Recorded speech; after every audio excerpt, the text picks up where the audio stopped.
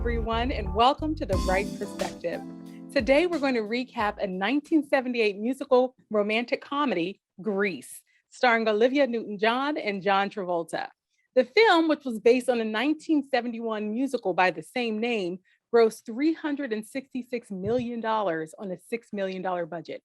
The film was nominated for 5 Golden Globes and an Academy Award and won multiple People's Choice Awards and is included in the American Film Institute's list of their 25 greatest movie musicals. For some, those accolades would be enough to consider this movie a classic. But today, we will determine whether it is a classic from the Wright Perspective. We'll do a recap, we'll discuss the movie, and then we'll take a vote using a voting symbol that has been selected especially for this discussion. Well, we always start with intros. Kick us off, bro. Hi, I'm Aubrey Wright, and I'm the oldest. I'm Genia Wright, and I'm the middle. Hi, I'm Brittany Wright, and I'm the youngest. Yay! She's being normal because it's her movie. For those that are tuning in, our audio audience, Brittany is holding up a VHS, that's right, of the movie Grease, okay, with John Travolta and Olivia Newton-John just in love on the cover.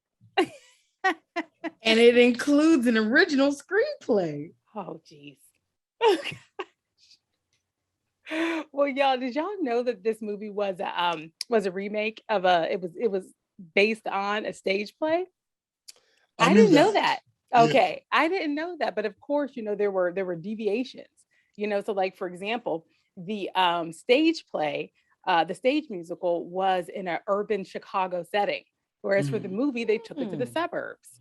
So that's interesting. It's like I would love to kind of see the original production. If there's I'm sure they still do out there. I'm sure, yeah, totally. Be. It's like, but y'all, we need a voting symbol, and I have to tell y'all, I kind of struggle with voting symbols on this one, and I think part of it was like it's a the movie. Devil is busy. Satan, number one. But number two, I think because the movie it was not deep. It just wasn't. It was just a simple little story. So I just couldn't. I struggled, y'all. No, this podcast will end right now. You take it back. Well, here's what I came up with. I have 2 proposals for potential voting symbols. And I'm not gonna lie. I had to reach y'all to look for symbolism. Sounds good. I'm excited to hear them. So the first one is the xylophone. Now, you'll recall that the principal I hate it and her administrative assistant for the morning announcements, they would start out with bings on the xylophone. Bing, bing, bing. Right. And I love that. It was so funny. It was one of those funny little things. But in many ways, isn't that what the high school experience is about? Right? It's about many notes, many experiences coming together to create one beautiful experience. If there was any diversity at all in this movie, in terms of what they were actually in the story that it was telling, 3 of us. Xylophone could have also been a symbol for that, but that won't work for this movie. The other voting symbol that I came up with potentially is Thunder Road. Now, Thunder Road was where they went for the speed racing competition.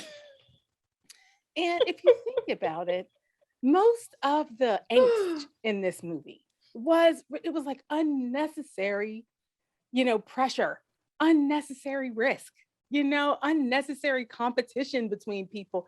It was just like, y'all, just have fun, just be yourself. But they were putting so much pressure on themselves in so many ways. And so that's the thing about Thunder Road.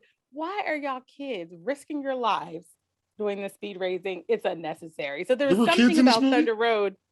Huh? There were kids in this movie? Well, the elderly that portrayed high school students. I should have been more clear. You mixed me up. Okay, gotcha. Those ones. The AARP members that played 17-year-olds. Yes, them. Those are the ones we're talking about. I think Aubrey. You ruined my joke. Aubrey, no, you made the best joke. When Aubrey first started watching the movie, he texted me and Brittany like, this is more like a PTA meeting than a high school movie, because they were like, y'all are not teenaged at all. At not a lick. I was my simple. I only came up with one, and it was. We gotta hear Jania's second one. That was it. No, this is not. Oh, the Thunder Road. No, this is not. That's it. The only reason why I'm bringing it up now is because Brittany ruined my joke. Because I was just going to say an AARP card. That was going to be. Brittany said something. That's so perfect. Listen. All right, a xylophone or Thunder Road. All right, I don't have one. Listen, all I came up with is I know what Brittany's gonna say. Go ahead. The red car. I thought that was a good one, and some sort of like 1950s hairstyle, because it's like they were doing the grease in their hair and it. Well, I did think about that. I thought you were going to say jar of grease. Yeah. Well, but they do the tubes though. But they do a tube. Yeah, a tube. I was thinking that, a tube of grease. And actually, it's simple, just like the movie. So it is. And I also thought about black leather pants. Well, it would be a black leather jacket, right? Because could be. Well, because there were no leather pants. Them pants at the end. Those had them leather though. Those were spandex. Those were spandex. Oh, that's right. That's right. So like leather jacket. Because that was their. They were being treated. The T-bird. Yeah. They were being streety. The one day we'll tell you the whole story about Genia being streety for another episode. It's going to be awesome. It's we're planting an Easter egg for a later episode. For a later episode. Because there are things that we have to need, there are visual aids we need queued up. No. For that story. I feel like Grease, because it's the name of the movie, and it's so funny that it comes in a tube and they call it Grease. There it is. Feel like that's jail. I feel like that's a good. Hey, Grease lightning. I can roll with it because you know what? Movie. I didn't have strong feelings about my other voting symbols. I'm not going to advocate. You're not going to advocate for the xylophone. I'm not.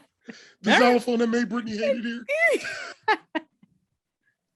But I like. But it was funny what she did at the end when she was playing that xylophone. And she was going. That's one of those little side characters that's memorable. Funny. The secretary, yeah. All right, so that's it. So at the end of this discussion, Grease the movie will get 1. It could be 0, 1, 2, or 3 tubes of grease. If it gets 3, then it will be a classic from the Wright Perspective. And we've gone into podcasts where we've gone into recordings where I've been on the fence. Mm-hmm. Like most movies, a lot of the movies we kind of know how we feel because we're rewatching movies we've seen before. But this is the first time I've ever seen Grease. So I gotta tell you guys, I am more on the fence than this is the most on the fence I've been. Yeah. So I'm very much looking forward to this conversation. Yeah, and because my opinion will evolve. Yeah.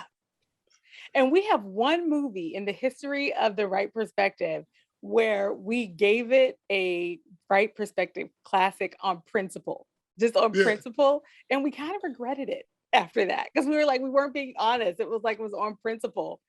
And I got to tell you, that puts me at a crossroads for this movie.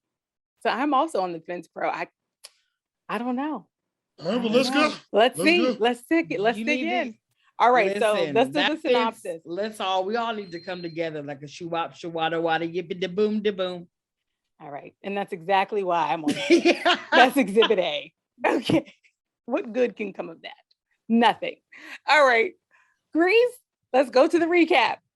Grease is set in 1950s California, and the two high school students, Sandy, played by Olivia Newton-John, and Danny, played by John Travolta, meet the summer before their senior year of high school, and they fall in love.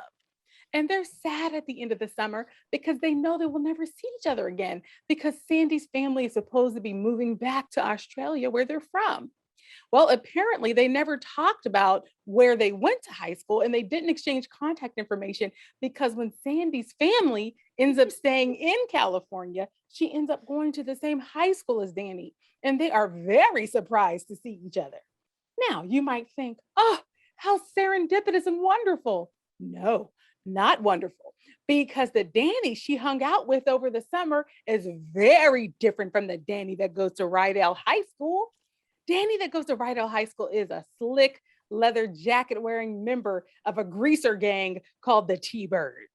But Danny that was frolicking on the beach over the summer, Sandy was a sweet, kind guy that made sense with Sandy, who's a cardigan wearing good girl that called a car a sin wagon when Danny tried to make out with her in it. Okay, so that's who Sandy is. And then when Sandy calls him out for his inconsistency, wait, you were a sweet guy before. Why are you being mean now? He doesn't own up to it at all. And in fact, he acts like she's crazy and just misinterpreting things. And he basically makes a fool of her. And Sandy is, of course, heartbroken. Okay. And she tries to get support from her new friends at her new school.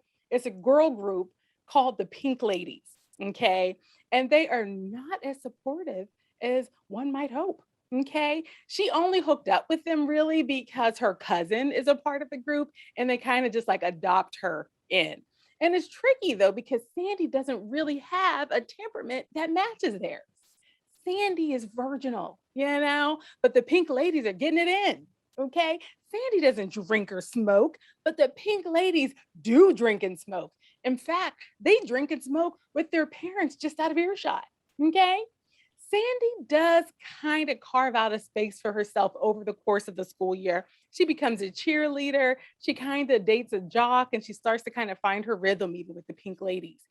Danny continues to be macho in front of his friends while secretly apologizing to Sandy and then secretly becoming a jock running track to try to impress her. While Sandy and Danny are engaged in this will they, won't they, the rest of their friends are getting into all kinds of things. Sandy's cousin Frenchie drops out of high school for a bit to go to beauty school, but ends up failing out and coming back to high school. Another one of the Pink Ladies is clearly addicted to sugar, always eating sweets. Another one is dating older men. Okay. And then the last Pink Lady, Rizzo, actually ends up having a pregnancy scare with one of the T-Birds. Meanwhile, the T-Birds, what are they up to? Not much. Okay. They spend their time adding stolen car parts to an old car they're fixing up. And they eventually end up using the car to drag race against a rival greaser gang called the Scorpions. Of course, the T-Birds win the drag race. But by this point, senior year is almost over, and Sandy and Danny are still kind of on again, off again. They get together, and then Danny tries to get fresh, and Sandy breaks it off. They get together, and then Danny dances with his ex at the big sock hop, and Sandy drops him again. They just don't have the same values. Eventually, right at the end of the senior year, Sandy makes a big decision. She realizes that the only way to get her man is to let go of her values and adopt his. Next thing you know, okay. I reject that. That was opinion that you put inside there. Was that propaganda? That was propaganda and opinion. Thank you. Next thing you know, okay. Cardigan, poodle skirt, ponytail, gone. Okay. Sandy's wearing makeup, heels, okay, black clothes from head to toe. And now she fits right in with the Pink Ladies. All right. Everybody graduates at the end of the movie except for the T-Birds, okay, who have to go to summer school. And Danny and Sandy end up together proverbially, and for some reason, literally riding off into the sunset together. The end. That is Grease. I need you to do that all over again without your attitude. Okay. There's an attitude you had while you were I don't even know that they were riding into the sunset. Their car was floating into the sky. It's a musical. The sun wasn't setting. They were also dancing on bleachers and everyone actually knew the dance. We are dispensing reality. I want to ask a question untainted before you start talking. And I'm asking you this question, not being funny. I'm seriously asking. Is this one of those movies that's so bad that it's good? Is that what everybody is saying? Or so you're saying everybody's saying it's good? I think so. Okay, I don't think that people love it. I wanted to ask that before we started talking, because I was thinking, well, maybe that's the thing I'm missing, No. Okay. All right. Brittany, I cannot wait.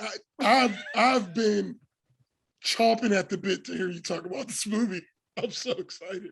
Kick it off, sis. Why? What is it? What is it that makes you love it so much that you hold on to the VHS long after? With love. Long after it can be used. I mean, I have a couple VHSs and I can defend my choices. Sis, why? Why do you have the Grease VHS? Well, first of all, because she got a whole bookshelf of VHS. Number one. You have to show it one day, sis. DVD. And DVD, right. Okay. Very good. Now, listen, I love this movie because of the humor, the music.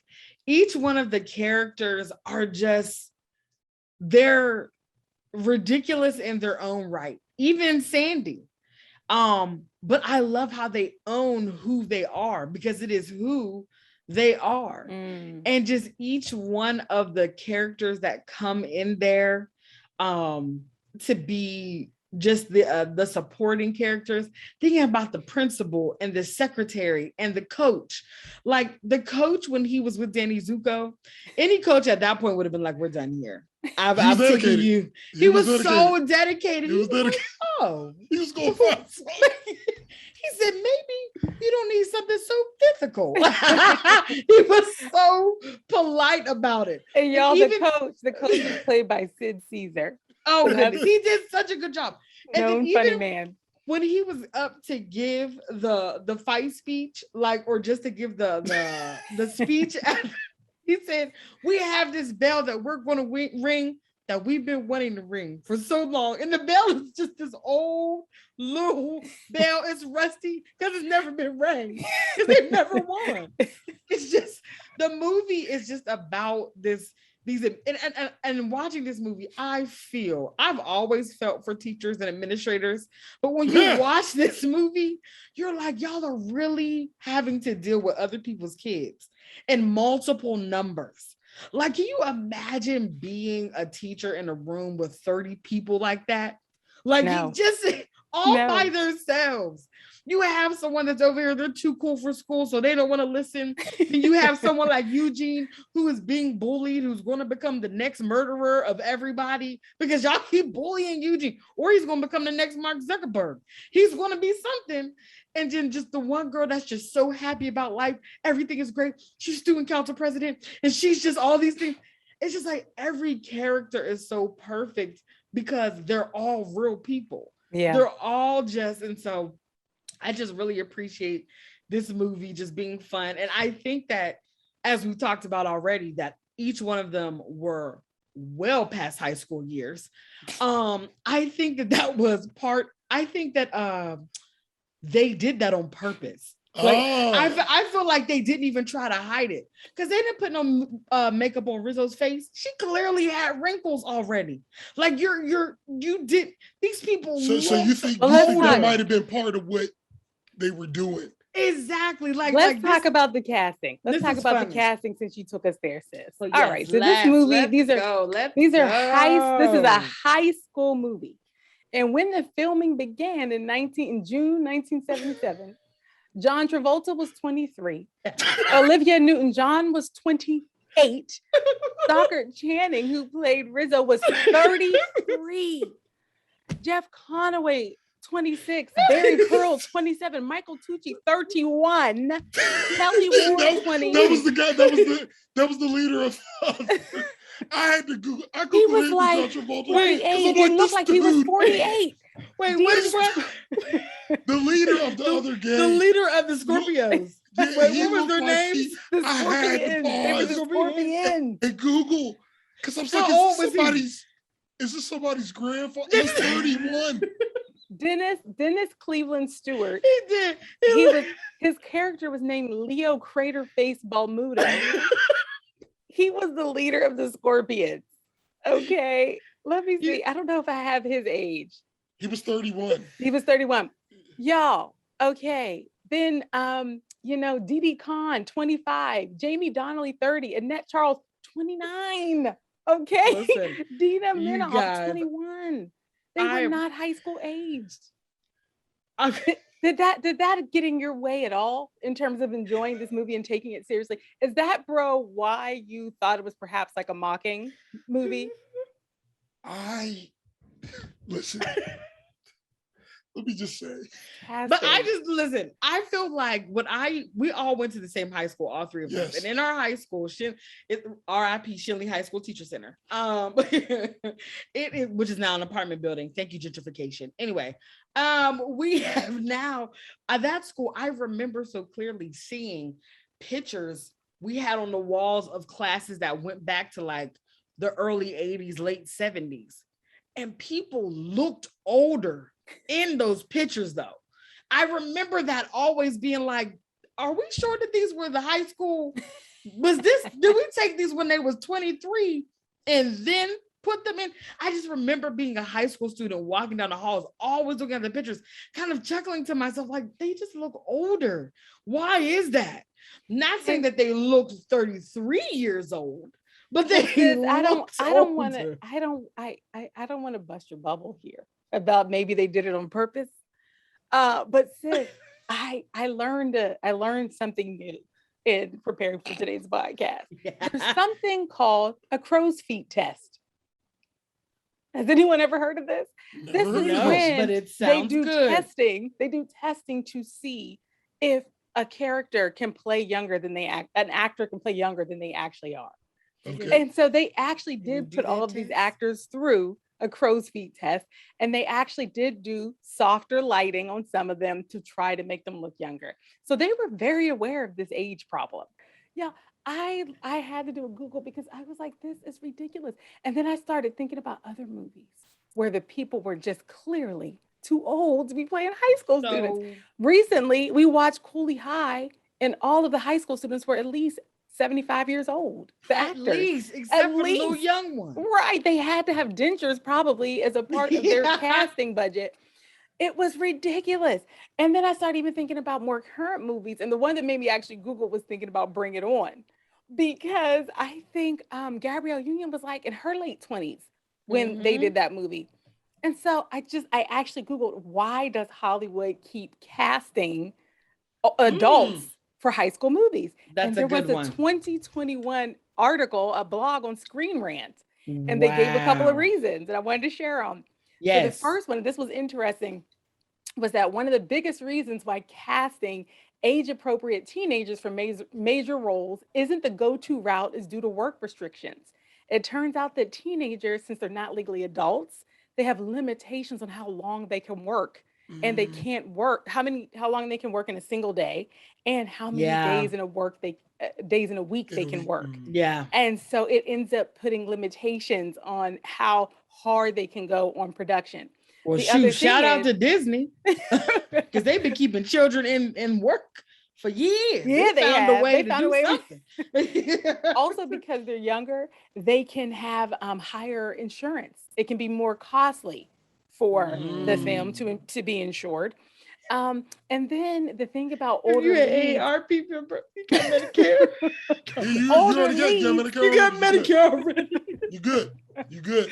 Older leads have larger demographic appeal, which is true. You've just been around longer. You might have a larger, wider audience. That makes sense. And then they were saying, like, if the teenage character needs to do a lot of stunts, then it's harder because they can more easily get double for older actors. That makes sense. So anyway, it was just all of these practical reasons. But I'm just saying, and listen, and I'm not hating at all on Stockard Channing, because clearly she can blow. She sang the HE double hockey sticks out of every song. I mean, she's a great actress. She's amazing, but she was also just clearly she looked like a parent or a faculty member hanging out with high school students. But also about that as well, they were in their panties. And I don't know how the 70s was about movies, oh, is this too racy? Was this movie rated R? Because they were in their underwear and in negligees in that scene where they were just having a sleepover. I'm saying there had to be some 18-year-olds somewhere. Listen. To be some 18-year-old actors somewhere in the screenwriting. I know. I just had but those are practical reasons why they might have gone. Listen, look, I'm just saying, I don't know if we got to blur this out or whatever, but that is supposed to be a couple in high school. Clearly. You are. They are not in high school. Olivia, pull that picture back up. They transformed me. You could delete all the words and underneath that put indecent proposal, and it would be. You can use the exact same. You could also call it 20-year high school reunion. For me to get into the space of this was supposed to be a high school class. Like I just couldn't get there. It was, and let me just say, I love musicals. It was we love musicals. It's the whole purpose. They were imprinted on us at a very young age. Yes, indeed. So I've never seen Grease. For whatever reason, Grease, I've never seen it. Wasn't on our mom's rotation. It wasn't on a rotation. It wasn't on a rotation. And maybe it wasn't on you guys' rotation, but it was on mine. Well, it was. I'm just, yes. This was a Christmas gift. We know you still have it. I remember getting this. She's holding it up again. I'm just, the point I'm trying to make. For the podcast audience. Holding it up yet again. Holding it up again. But very close to the camera. So you can all see very clearly that she has this VHS. It's 20th anniversary edition. See, the thing is that 1998. I'm just saying, I came into this with a very extremely open mind. And it was difficult for me to get lost in the moment at all, because it wasn't like they looked a little bit older, like West Side Story. Right. It wasn't like that. It was like, what is going on? Like, these people are clearly older than college students. like this, it would have been a stretch if it was a college movie. But bro, it's funny you should say that, because I was just thinking about the exact same storyline and the way that it played out. They could have just made it college. And it wouldn't have been as bad. And it wouldn't have been as bad. And then to Brittany's point, when I start watching the movie, I'm like, well, this subject matter that they're dealing with, okay, maybe for us to be able to take it subconsciously, we had to see older people. I was thinking, and for it to still be fun. But well, except for the fact that the one that almost gets drugged by the guy who comes to host the National Bandstand show, that was actually one of the youngest actresses. Just saying. And did y'all catch that line where she says, he tried to slip an aspirin into my Coca-Cola? I did not catch that. But that, to me, when you told me about it, I was like, he's one of the youngest actresses. It's so great. But no, I'm sorry, Britt. Go ahead. But I want to put a pin there, because I want to get back. I want to make a point there after Brittany makes her point. Oh no, if you want to talk about pedophilia in this movie, you can, because there were times. I did. I wanted to talk about that, but not just pedophilia. Let me say that, because that was there, but it wasn't even innuendo. It was like, this dude is like, seriously, just straight up in public, and here's the thing with most movies, that even when they're extra like that, there will be like an arc for all of the things that happen. Yeah. So like if the dude was a creep, right? By the end, something would have happened. Like he would have, fallen down and, lost his job. Something would have happened. But what I'm saying is all of the things that happened in this movie had no resolution. No. The bullying, when they were about to hook up in the car and his condom had expired, she was just like, oh, well, what the heck? And then after the pregnancy scare, there was no lesson to be learned. There was just, no problem. So it's just like, and the whole. But maybe that wasn't their point. Well, good thing it wasn't, because that was the point they didn't make. I'm just saying that none, because even myself and my sisters, we're always not on the podcast, but we're always had a lot of talks about masculinity and femininity and all these dual roles and things like that. I mean, and how our upbringing transplants onto everything that's going on now. And so he's being a hyper masculine macho guy, right? Like that's Danny. I'm talking about Danny, the main character. But he never learned a lesson. Like at the end of it, because you would think the lesson usually is, no, being who you are is what's really confident. Like that's like whoever you are. And normally they would come to some kind of arc with that. But like, he just, at the end, it was just like, I like her. So, just. But they were great actors and singers. They really were. If you're saying Olivia Newton-John and you're saying John Travolta, everybody is coming to see that movie. Totally. I don't care if you're playing high school. That's what I was. The demographic appeal. That's what put me on the fence, because I'm like, first of all, I couldn't get into the movie because they were so old looking, but beyond that, the stuff that they were supposed to be doing as high school students was making me uncomfortable a little bit. And I'm like, yes, I'm just admitting that was the emotion I felt. I don't know if it's misplaced and the reason why is because there were no lessons attached to this stuff. Like I felt like there was one lesson. What was it? Beauty school dropout. Wasn't that a lesson? Go back to high school. Yes, because. But the fact that I thought she ended up working at the No, she went back to high school. She dropped out of high school and went back. But at the end, I thought beauty she was working. School. Failed out of beauty school. Right. No, but then she was working at the restaurant at the end. No. Okay. No. Yeah, because the person, when she said, "What is it to be a waitress?" and she was like, "You don't want to be a waitress." No, I remember that, but then I thought I saw her after. But I wasn't. She went back to high school with them. But the fact that she was able to graduate, exactly. I was like, did she go to beauty school? No, that's good. She went for a week or two. She did a horrible job. She did a horrible job. Because I was like, for you to still be able to graduate after dropping out and then coming back, she wasn't penalized. She was still able to graduate. And I was like, I don't feel like that is real life. I feel like you probably would have had to go to summer school because you stopped in the middle of a year to go to beauty school. But again, like you said, it's a musical. So it's a musical. We allow certain. We're dispensing it.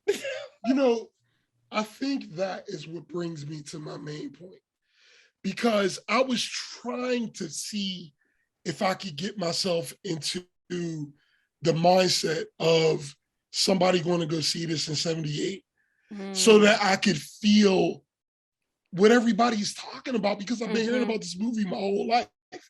I actually came out the year I'm born, right? 78. So I've been hearing about this movie my whole life. Well, as someone who's been watching this since 78, okay. Well, you were not born you weren't born yet. But my soul was okay, around. Well, yeah, all right. In well, 78. But this is pretty much my last point that I have to make about this movie, to be honest.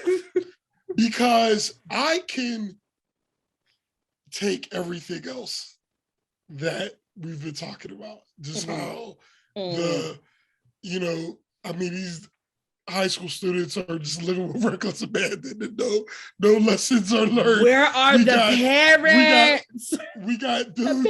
They're in high school. Men who have TV shows, just who apparently go to high schools. You are a child molester. Unchallenged. Okay, I will take all of this. The shop teacher going to the drag racing event. The shop. And she knew that they were bringing in stolen parts. But it's not even just a drag racing event. It's a drag racing event where we got spikes. Listen, and she knew that the car parts were hot. She called him out. He said some of them were borrowed. I was like, look, I'm like, I'll take all of that in stride if it's because it's a musical, and we let go. I mean, look at Chitty Chitty Bang Bang, which needs to be on the list, by the way. But I mean, or Flubber, just no, Flubber wasn't a musical, right? I can't remember. It wasn't a musical, but it was anyway. A fun little Chitty Chitty Bang Bang. I'm just saying there are a lot of musicals. Mary Poppins. Mary Poppins, right? There's a lot of music. Brigadoon. Yep. Which also it's fantasy. It does. I have not watched that ever. We let that's gonna be fun to talk about. But since you've never seen it, that's gonna be fun to talk about. But I'm gonna tell you, I was not impressed with one song number or dance number in this whole movie. Oh, not one. And every dance if you all would have told me that the devil was going to be busy doing this review, I wouldn't have never came. Listen, and look, I'm not close-minded, okay? But what I'm saying is like when John Travolta was singing about Sandy. That's the only song I don't like. I was like, this is like really bad.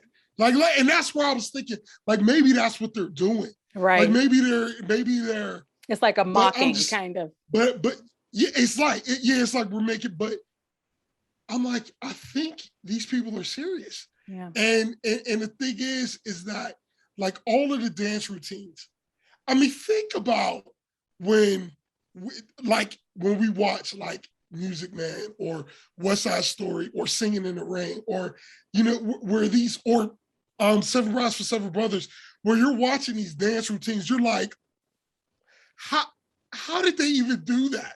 Like, this was before CGI. How did y'all even do this? Yeah. But all the dance routines just look like regular people could do it with enough practice. Like they were, doing like line dances. And I told that during Grease Lightning, I had that same discussion with myself. I said, oh, they got people who could act. And then said, listen, we'll do some simple things for you, like lay on your back and do like this with your legs. I was like, these are not intricate dance moves that we have going on here. I felt like I made that choreography. Did I choreograph? Like, skip up, then skip back. Brittany, skip back. They were Lindy hopping. They were Lindy hopping and putting people just on the floor. Like they just laid them down and danced over them. We could go.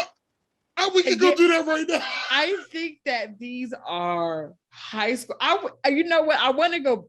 I want to find the director. Like, there has to be some video of the director going like, "Listen, I saw this. I thought it might be fun, and so I did it." All the awards and stuff we got, I didn't think that would happen. He was like, because we filmed it in 2 weeks, and so like I just wanted to be. Because you ever been to a play at Kappa? Yes. Kappa is a school here in Pittsburgh, Pennsylvania. A creative and performing arts high school. And can we agree that on the stage of Kappa, we've seen more intricate dance? Oh, absolutely. Well, I mean, even the high school we graduated from. Absolutely. The Gene Kelly Awards, there would be some really great talent. We would get a lot of awards. Brittany, did you ever be in one? Were you ever in one? I was in a musical, yeah. Were you in one, Janai? I tried out and they wouldn't let me have a part. The director told me that I was in too many clubs. That was the same year they wouldn't let me run for class president because I was already student council president. Our sister, the leadership had clearly gotten together to discriminate against me being my best self. They stopped letting me. They were trying to teach. They stopped letting me do things. Brittany, can you please work-life balance? Brittany, can you please continue? Because at 14, you need work-life balance. Brittany, can you please continue? I know I jumped in, but you were just talking about. I should have been cast in The Wiz. I would. When I Brittany, think you were talking about. We're getting a little bit middle child roded. You were talking about, Brittany, how you feel like they must have shot this in 2 weeks and not really realized how good it was going to do. I wish I was home. I wish I was back there with the things I've been knowing. This is raw talent, honey. You see? Well, look. I think that the man. Listen. Can we use that as an example? Can we use that as an example? Can we use that as an example? You denied would get casted in Grease right now. I would have. I'd have been lead. Look, can we use this as an example? Because in The Wiz, okay, she was clearly too old. Clearly. I'm blanking on her Diana name. Ross. Diana Ross. But baby, she was a high school. Ross. But let me tell you something. When she sang that song, you were like, all right, I'm watching this. I'm in. Listen, okay, so what I and that was one actor that was too old. Everybody else was age appropriate. This whole movie had. So one thing I want to say is that the very first song that they do, which is Summer Lovin'. Oh, gotcha. So I appreciated that song because it was showing what women talk about stereotypically and showing what men talk about. He's like, we was down in the sand. It's like, you lying, because she was like, Danny, no, don't ruin it. And it's like, what sand was y'all going down in? And I was just, so I thought that it was so funny. She's walking around, she's skipping around. They're eating, first of all, and their lunch period was very long. I just really want to put that out there. I was like, are they ever going back to class? Anyway, they were skipping around, eating ice cream. And I was just like, and the girls are like, he went by me to get my sit. And it's like, but then you have Rizzo, who has lived life. And apparently some things have gone on that we need to get deeper into her story. She's sitting there not impressed. She's been beat to scorn. Not impressed. She's knocking them over. And it was just like. That number, I actually had a little optimism in the beginning with that, because I was like, this is interesting. You have a juxtaposition of how a woman and a man are telling this story, or a girl and a guy, story. They're telling the same story, and you could tell how actually both of them were kind of pumping it up a little bit in their own way. Like, they started with this good summer, and they're both, looking at it through their because lens. She's never going to tell that he almost was trying to get me down in the sand. She's not going to tell that part. He ran up to me, tried to put me in the sand. Like, she's not going to say that. He's not going to say I had to smack his head. Oh man, y'all need to write the remix for this movie. And then he is like, she slapped me all in my face. And then she sprayed me with mace. He's not saying that. He's not saying that. No. So I just think that I thought this movie, I didn't remember this movie being a comedy. But when I tell you, I was cracking up as I don't know, maybe if I was sleepy, I don't know. But when were you laughing with it or at it, sis? I was laughing with it because there were so many things that were just so, like, even the principal to the secretary, she was like, oh, I'm good. I'm happy the schedules will be good and smudged. She's like, because she's eating chocolates Why are you getting chocolates all over the forms? They're everywhere. Why don't you have a tissue?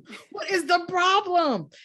What I do want to go to, and where we are not going to miss, is how you talked about Sandra D. Henry, because that's not what we're going to do. We ain't going to do Sandra like that. What? Brittany feels very passionately about Sandra's transformation. So I'm looking forward to talk about that, sis, because I really felt like you were saying that in the recap, when I made it seem as if she took on an identity that was not authentic to her, you took issue with that. But Yeah. sis, that's clearly what happened. She literally said goodbye to herself. Thank you. And I'm happy that you brought that up, because as someone, okay, who was raised to be a Sandra D, right? Okay, brimming with virginity, won't go to bed till she's legally. Listen, as someone who was raised to be a Sandra D and took it on, okay, there comes a point in your life where you realize that is a myth. This goody two shoes look at everything, how they, even the beginning cartoon where she wakes up, her hair is perfect, and the birds are putting her robe on, like showing her purity and all this greatness of who she is. At some point, you have to realize that is not real life. It's just not. And it's your reality because someone is forcing that reality on you, not to accept that certain things are happening. At some point, you do get tired of probably being teased and everyone thinking that you're perfect. And you're like, no, I'm just being normal. I'm just being who I am. But what is happening is that you're truly living in an alternate universe where these things are super awesome and shit works out. And it doesn't. So you're missing out on life on making mistakes, making choices that are not, that go against what you would normally do. And just sometimes think about those times where you've just gone out, you're like, okay, I'm throwing caution to the wind. I'm going to have some fun. When you're constantly walking around cautious, worried about everything. I'm in a sin wagon. You're at the drive-in. You're just making out a little bit. It's like, I agree with you on so many levels, because we always talk about this. You know, yes. I am still in a journey. Can I just say, I'm very compelled by that argument, Britt. I think Britt laid out her argument pretty well. Well, here's a counter. I've got a counter. because the thing about it is, if you change for someone else, then that's the same as being a certain way for someone else. So it would have been something different if throughout the movie they had shown us somehow that she had an interest. Like even just one little scene of her in her room by herself wanting to have her hair teased, or something like her in a store wanting to buy something and not doing it. We didn't see, they had given us no indication that she was struggling with who she was. And yes, they did. No, she was hanging out with the pink ladies that were completely opposite of her. Those were the only friends she had, because Frenchie was her cousin. She was a cheerleader. She could have been hanging out with the student council president that was so happy about everything. She didn't have to be hanging out with Frenchie. And when they wanted to give her a drink, like, do you drink? She was like, I've drank before. I drank some champagne at my cousin's wedding. She was in that moment trying to be like, I do things. She was even, she was down to get her ear pierced. She was down. She was like, I don't want to, but she was not like pulling herself away from Frenchie when Frenchie was like, let's go in the bathroom. Did she smoke? She tried. Did smoke. She tried it. She smoked. She took a drag. She took a sip. So I won't say that. I'm not going to say that we just saw her. Those were peer pressure moments, though. Some of those were peer pressure moments. But what I'm saying is that even in high school, when you're telling a person, if you're raising a person saying this is the way to be perfect, that is bullshit. Yeah. And that is what I think she was saying. Even though all the pink ladies and the T-birds, oh Lord, they all needed some parents. But it's somewhere, because we ain't seen none. But there's still this thing that's happening that's showing like, man, I am a feeling of I'm missing out on something. Like me not even wanting to try. And so when I say that, in her song at the end, when she is like, Frenchie, I need your help. In her song, she's saying, like, Sandra D, while they see that you're pure, I can't even remember the lyrics now, but they see that you're pure and you are, you're there. There's not, matter of fact, I can look them up in my manuscript, the lyric. But the, and I'm gonna look them up because I wanna make sure that I'm quoting them right. She doesn't mention John Travolta, Danny Zuko at all. This is an internal conversation she's having. She said, herself. Look at me. There has to be something more than what they see. Wholesome and pure, oh so scared and unsure, a poor man, Sandra D. Sandy, you must start anew. Don't you know what you must do? Hold your head high, take a deep breath and sigh. Goodbye to Sandra D. Exactly. And in this song, she's saying, like, there has to be more to me. There has to be something else. If I'm walking, imagine her at her actual age, 28. Imagine her at her actual 28-year-old age, where she's walking around in poodle skirts. Got my city in. Y'all be like, what is wrong with her? And as somebody who has literally lived that experience, I'm like, oh, Sandra, girl, I'm happy you got it at 17, 18, honey, because I was 32. Like, I started understanding that this is BS, girl. This is BS. It's like what you're saying to me makes so much sense. It's so funny, though, because when I was watching it, I was coming to a different conclusion, but for similar reasons. Because the programming, the part of our childhood programming that I was struggling with, that I projected onto this film, was the do whatever it takes to be chosen by a man. Like you're here to be chosen, you know, be a good thing that someone can find us, right? Like that was the whole thing. And so I was like, they just have her doing whatever it takes to be, you know, with Danny in a way that can work for him. But before you say something, it's a different framing. Before you say something, bro, I want to say, even to that, we are also dissing the woman that does that. Like, if you want to do something to get you a man, girl, go get you one. You're right. I'm not mad at you because your life is not my life. So if you want to go do something that's going, a lot of these girls are going to colleges and they're like, yep, and I'm hanging around the engineering building. I'm hanging around the biology building because I'm about to get me a doctor. I'm about to get me an engineer that's coming up out of here making 6 figures. I shouldn't. Because that's what I'm going to do. I'm getting my MRS. But so it's like, if that's what she wants to do, if she's figuring that out, like, man, all I gotta do is tease my hair, but I still know that he's the Danny that was still at the beach because he still let her, because that's the other part. We're talking about her, but Danny went and he got track. He tried a bunch of sports because she was like, you can't He wanted to be a leather jacket. Yeah, he wanted to be a Letterman. Yep. He had on his bright white sweater, and he was willing to go against his boys. Like, what are you doing with that on? And he's like, listen, Sandy wanted somebody. So we all give and take a little when it comes to love and it comes to romance. At least we should be anyway. There's some parts of us that change. But all I'm saying is that if she wanted to do that for him, that's cool. But I feel like at the end of the day, Sandy felt like she was missing out on something. And everybody has been demonizing her like she's changing for a dude. And if she was, that's cool. But I don't think she was. I think Sandy had been around these people and she's like, I feel like they're having more fun on them. Yeah. I feel like they're having more, things going on. I'm sitting all the way up at the at least want to know. I'm right. I'm sitting all the way up at the top of the wall all by myself. Yeah. And they're down there. Why not?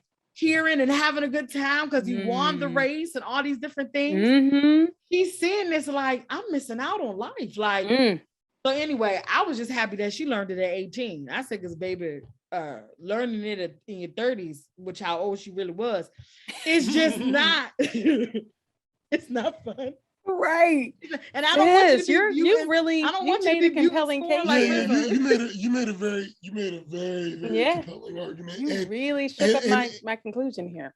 Yeah, and the thing is that I wish, because I could tell that they were both struggling. Obviously, I think the movie was trying to say they're both struggling with their identity. Of course. But I don't think they cemented at the end like be who you are. And that's what I really would have liked on both of them. For both of them. I could see that. You know, and I feel like, because honestly, if I'll be honest, I felt the same way about Danny that Genia did about Sandra D. Because like when he popped up with a different, without his thing on, I'm like, you know, it hit me wrong. It hit me wrong. You know, and like I it was my initial emotion, like, what? You know, like, but I recognize this of myself, but I'm just like, what I really would have liked after I had my initial brief emotion, what I would have liked is for the end of it to be like, no, real confidence is being whoever you are. Totally. And if there was getting out of your comfort zone is important. Right. And if they could have stamped that, let me ask you all this. Well, you can see that because Eugene was a nerd from the beginning of that movie to the end, honey. Eugene didn't. But they weren't the protagonists. They weren't. But I thought that was still cool. Yeah. No, I mean, yes, they had, yes. I mean, you could say that same thing played by Eddie Deason played Eugene. You could say the same thing about Rizzo or whatever her name was. Yeah. You know what I'm saying? So there were elements of that. But the last question I have to ask you, what songs did you guys like? All of them, except for the time that Danny Zuko sung by himself. I paid attention more to the drive-in movie commercials that were happening in the background of him. But other than that, every song, I surprised myself. I'm pretty sure my neighbors were super annoyed because I was singing all of them. I was surprised how well I knew all of the songs. Yeah, I knew them all. And it's just, and like, I'm just telling y'all, like, my conflict wasn't whether or not I liked this movie. I did not. My conflict was I actually wanted to like it. Like I was struggling to find ways to like it, but like every song was just so normal. You know what? It just seemed like a made for TV level. Yeah, or that's how it felt to me. Like a special episode. It didn't seem like an hour episode if it was normally 30 minutes. Yes. And when I think about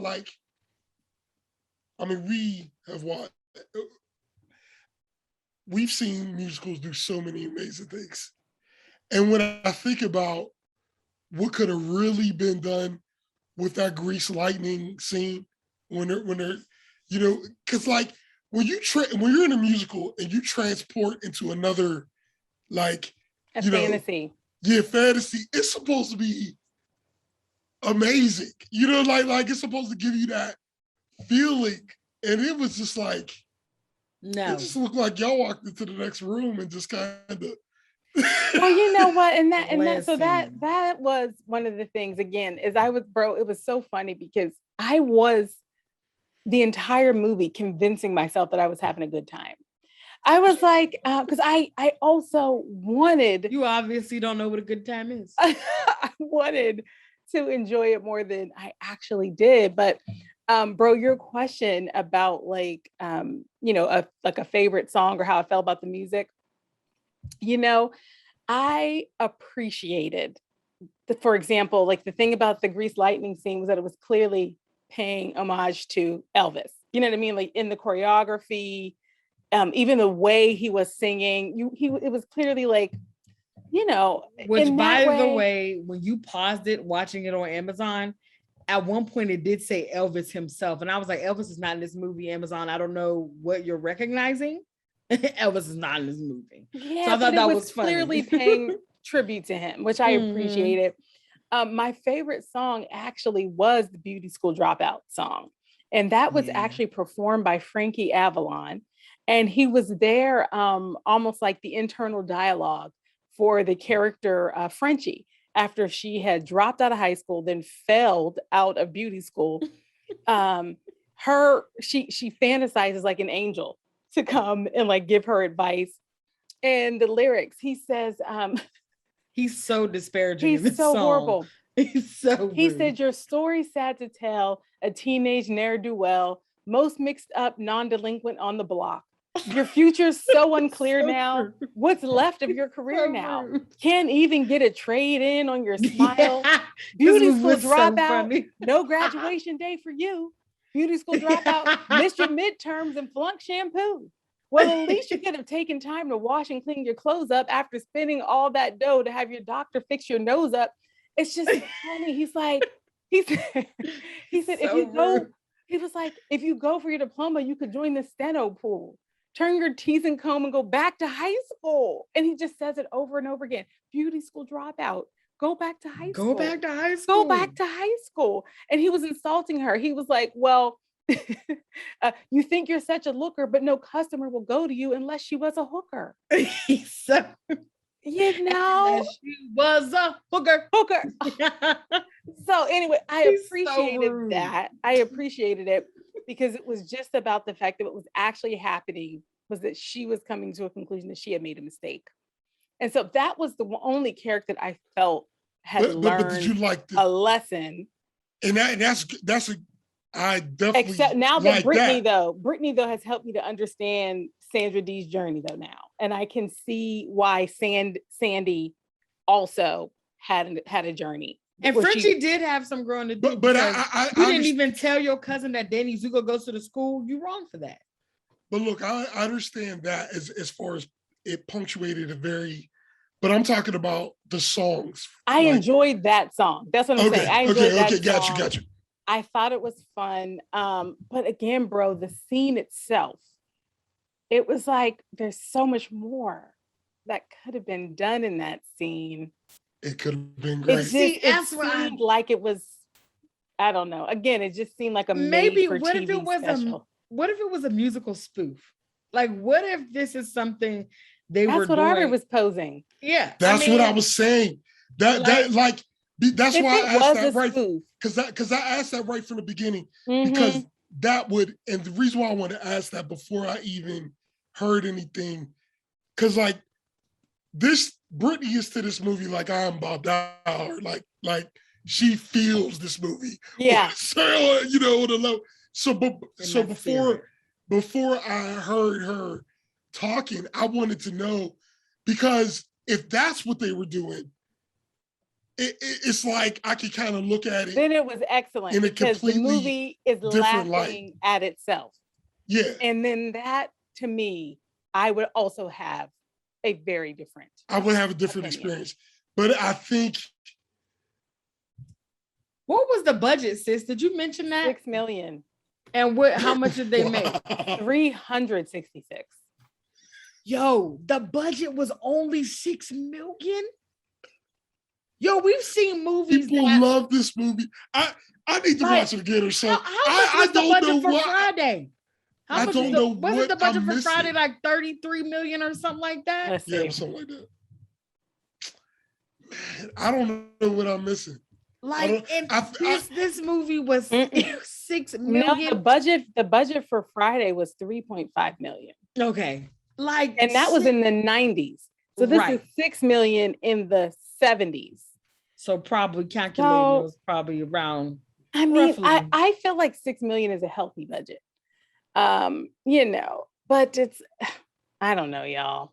Listen, I mean, and I think that, I don't know, because I don't ever think I looked at it. I think I dispensed all the things that we're talking about, right? Like the fact that they looked like they were going to their 30th class reunion, the fact that they, you know, that the singing wasn't super awesome, because I think John Travolta has like said that he's not like a singer. I thought he did a good job with the singing. I didn't struggle with that, but he did a great job, but you could clearly tell that there are people who are better vocally than he is. Singer. He's clearly not a singer. He's not a singer. He made it through. He made it, and I think about people like an Olivia Newton-John, who she's clearly a singer. She did a great job with those songs. She did an amazing job. And so those parts, I think that it's like the director, it just felt like he was kind of like, all right, we're having some give and take here. And I think we'll throw some high school students in here to dance so we can make it look a little different. Like, because some of the students that were dancers, they did look like high school students, some of them. I think about just all of those things, and I'm like, I don't know why. And I think it's for certain movies, our brains do these things. But I looked at it like, this is a musical. It's not, I wouldn't say that it's like, oh, like I'm watching Gene Kelly, or I'm watching what's her name from The Wizard of Oz. Like I'm not watching this classic type of musical.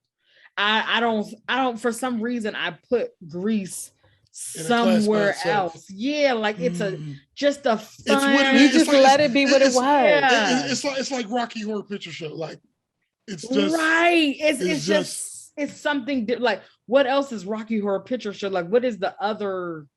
It's a musical because there's music in it, but what it creates a piece of a genre. And so I don't think about Grease on all these technical kind of aspects. I'm like, they got their point across. They was summer loving. She stayed. He got caught lying and pretending to be something he is not. The Rocky Horror Picture Show was clearly making fun. Like, it was not a movie that was taking itself seriously. Right. It was a fun movie. I've never seen that whole movie. But it was full way fit. But I'm just saying, Brittany's point. We should put that on the list. This is I see where Brittany's point is that this is what it is. Yeah. It's like accept it for what it is. It's just, I'll just say that this is a circumstance where I will watch Grease again. Not 7 Brides for 7 Brothers, honey. I will watch Grease again. Where they were tall as church steeples. I will watch Grease again in a room full of people who love Grease. That's where, because I would want to see if I could get the feeling that everybody gets, because people love this movie. Like, there's no question about that.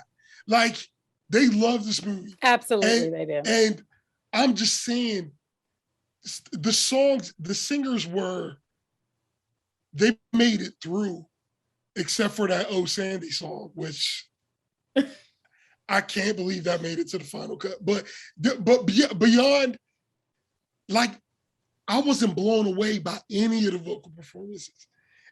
For this to be a musical, I could forgive the plot, the acting, but I just can't forgive the singing and the dancing. Even Olivia Newton-John, when she was singing "Hopelessly Devoted," I felt like she was the best. Job. I felt like she was the best out of this group. Okay, but like, just like we talking about, like, what about Rizzo? What about Rizzo when she sang that song? It's like, it's not what the worst thing I could do. There are worse things I could do. I thought she tore that song up. Even her getting a chance to see these internal dialogues with people not really being their full self because they don't have an opportunity to be their full self, because we all want people to be one-dimensional. Well, if I saw you angry the first time, that's all you are is angry. If I saw you happy, that's all you are is happy. If I've seen you confused, that's all you are is confused. And it's like, okay, no, people are not one-dimensional. And we're not giving the people a chance to be these multiple things. But in terms of like the singing, I feel like Olivia Newton-John, she did the best song. She did the best in that. But they should have kept John. I was just looking at lightning level. I was just looking at a couple of our favorites. I'm just saying, like, when you hear Julie Andrews, when you hear oh, you know what I'm saying? You keep raising that bar back up. Like when you hear Audrey Hepburn, when you hear Diana Ross, you don't open your mouth. Don't do that. What I'm saying is this is not the same. Don't do that. But you know what, sis? That's me sitting here. But that's the point I'm making. That's like me. Oh my God, Good Burger is not as good as Gone with the Wind. I'm not talking about the movie. I'm just talking about I'm talking about. But you know what? Good Burger did a good job of making it clear to us that it was being silly. So because Good Burger was clearly being silly, meaning a guy popping up in a milkshake machine, right. then you knew the movie was laughing at itself. I do that. Whereas all the with time. Grease, you just weren't sure. Like the whole time, like, is this a spoof? It's so hard. What I was trying to make a comparison to, and I couldn't articulate it well, so I wasn't going to raise it, but I'm still going to do it right now, I guess. Which is, I was thinking about High School Musical. Have y'all seen the High School Musical movies on like, it's either Disney or Nickelodeon? I've seen them, but not like intensely watched them. No. Well, I know what you're talking about. The high school movie musicals, you know what? I would say that they are similar to Grease in that they are just a good time. You know, you're watching them, it's kids, they go through stuff, you know, the stakes feel so high to them. Love is like so real. Yes. Oh, my grades. Oh, my after school activity. Like, it's just a good ride, you know? But I will also say I think they were TV movies. And so there was a level of like, that you give them a pass. I think eventually they became big screen. And don't fact check, like I'm not 100%. No, I got TV, what you're saying. And then I think they went to big screen because they had so much success on the small screen. But you're watching it and you don't have the expectation that you would have if you went into a movie theater and expected to see a musical. You don't have that expectation. But they're still fun. They're fun. It's like, oh, that's a fun song that I might hum while I'm driving. And so I was trying the songs to have definitely permeated pop culture. That's no question. Yeah. No I was trying to compare that. Grease to High School Musical, but I couldn't fully get the comparison either. No, but I get where you were going. It's like I get where you were going. To Brittany's point about it is what it is. You're just having a good time. For me, at the end of the day, I could forget because, like, if you look at the plot of The Wiz, you're like, all right. But the music in The Wiz, I mean. So, but when you're thinking about The Wiz, you're also thinking that was specifically a Black production, right? So they could come weak with the music if they wanted to. Black people would have laughed that out the movie theater, and it would have done terribly. The audience I'm saying is when you're thinking about the audience that you're trying to get to, they couldn't have had anybody else come. No, we needed to have Lena Horne at the end singing with them little star babies. We had to have that. Those star babies were so weird. They were. Their budget. I'm just saying. For me. For me, they went to Target. For me, there were catchy songs. There were fun songs. There were songs I could see why they are in pop culture. You're the one and the one. Ooh, ooh, ooh. Like I get it. But I'm saying none of those songs to me were musical level, because even the fun songs to me were like, if you look at Shaboopy off of was Chitty that Bang Bang? Shaboopy. Was that Chitty Bang Bang? I think that was Chitty Bang Bang. Wow. And I'm also thinking, was it the movie where the car comes to life? What's the name of that movie? That would be Chitty Bang Bang. The Music Man. So it was Music Man. Irvy. It was where the car's name was like Irvy something. Anyway, I feel like we're getting into people who are classically trained. I really feel like what I'm trying to make is Olivia Newton-John saying probably for me, the only one. We're just talking about me. I'm saying, like, because even in the Music Man, Kirby is what I was thinking of. Yeah, Kirby. In the Music Man, when he sang Shaboopy, that is not a real serious song, but that dude was singing the song like it was. I'm just saying for me, and I'm just saying Herbie, the love bug. Herbie, like the love bug. I could forgive. They just weren't musical level performances for me. Yeah. So let me ask. Thinking as someone who's never been in a musical. You don't know what we've done. It's time to vote. Let's vote. Is there any other? Brittany is the person who nominated this film for consideration by the Wright Perspective podcast. Do you have any other topics you want to cover? Oh, I did want to make sure. Shout out to the 3 Black people that were in the movie. And they were right at the beginning. If you blinked, you would have missed them. I had to pause it and take a picture. They were there. They were. 2 dark skin, 1 caramel color. You might have missed the caramel color one because he was in the middle. It's okay. And there was one in the malt shop. I didn't even catch him because it was moving fast. Yep. She wasn't there long, but she was there. Fast, okay. Mm-hmm. Also the cute little, it was a very minor scene because all of the pink ladies and the T-Birds, all of them were different. There was no like consistent, because Danny Zuko, he was like telling me, he was like, you guys, you need to like be more mature. Meanwhile, Danny, you're not mature either. What you think is mature is putting grease in your hair and being in the sin wagon. So here, looking at each one of the characters within these groups, they were each themselves fully, and they were still all friends. And like an xylophone.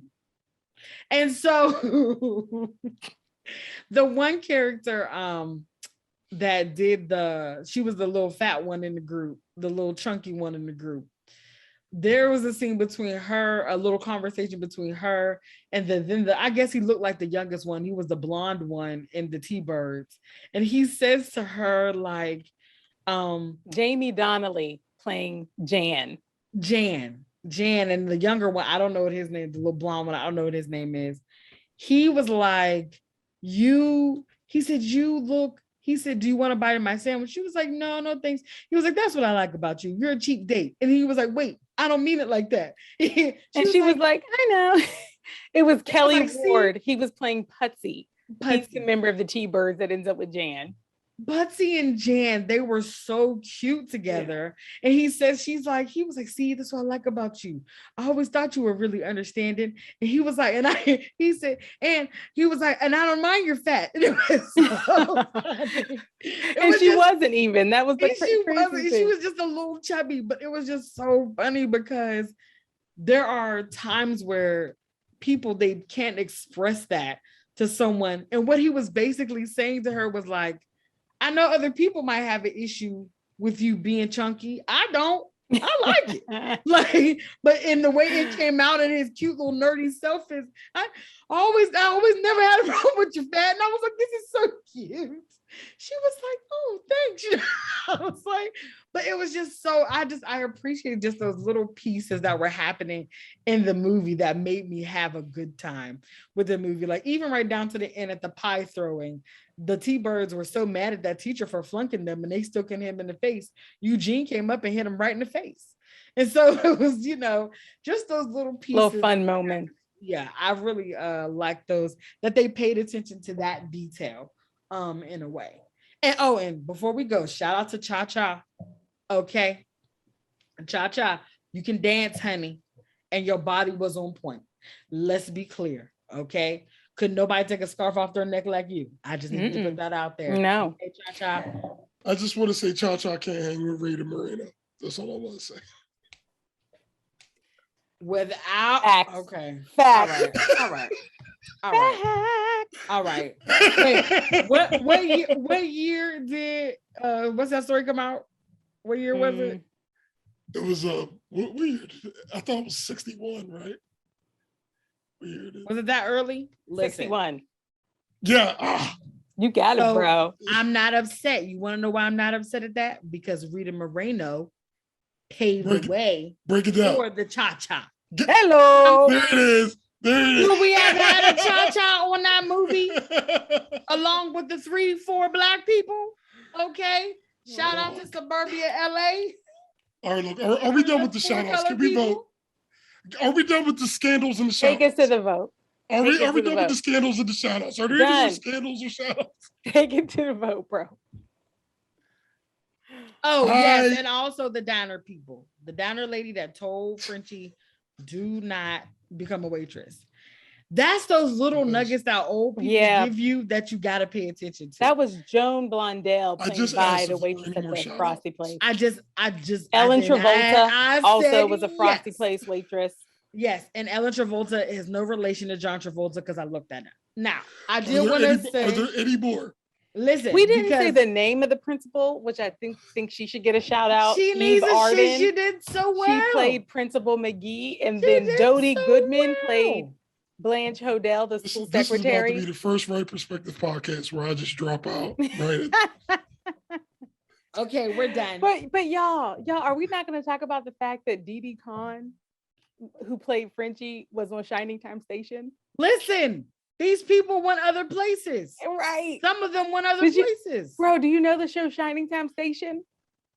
No, I do not know the show. You know what? With George Carlin?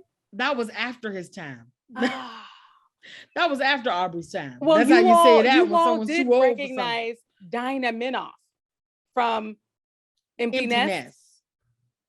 Bro, do you remember the show Empty Nest? I do remember the show Empty Nest. You do? Yes. Do you remember Dinah Minoff? We watched it every Saturday together. Yes. So yeah, I was there every Saturday when we were all together. He had to get sassy when he should have also remembered Shining Time Station. But now he getting sassy about I don't remember us watching Shining Time Station. About Empty Nest. Aubrey was too old for Shining Time Station. Okay. Yeah, that was the Empty Nest was in the Saturday block. It was. The Saturday that was the time. Along with what was with 227, Amen, Golden Girls. And what was the spinoff of Golden Girls, I think. Oh, yeah. What was the name of that serious one we used to watch? Was it Sisters?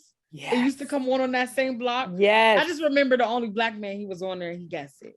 Daddy loved that show, Sisters. It was a good show. Sisters. You don't remember that? All the sisters had names like Georgie, Frankie. They all had men's names. And what was the other one where? I don't remember that. Designing Women. Did y'all say that already? Mm-mm.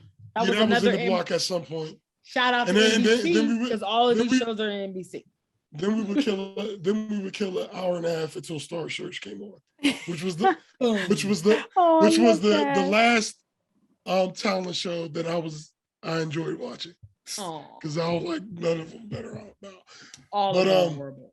Yeah, they're all horrible. But okay, so yes, I cannot give this my 2 degrees, but I don't feel good about it. We're out of here. We're out of here. This podcast, you'll never see me on here ever again. I wish I felt what everybody else felt.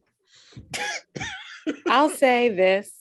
If we had not already ruled out giving movies the vote based on just pure principle, then I would give this a 2 of Grease, because to me, it is one of those things that's like, whatever it was at the time, it filled a need.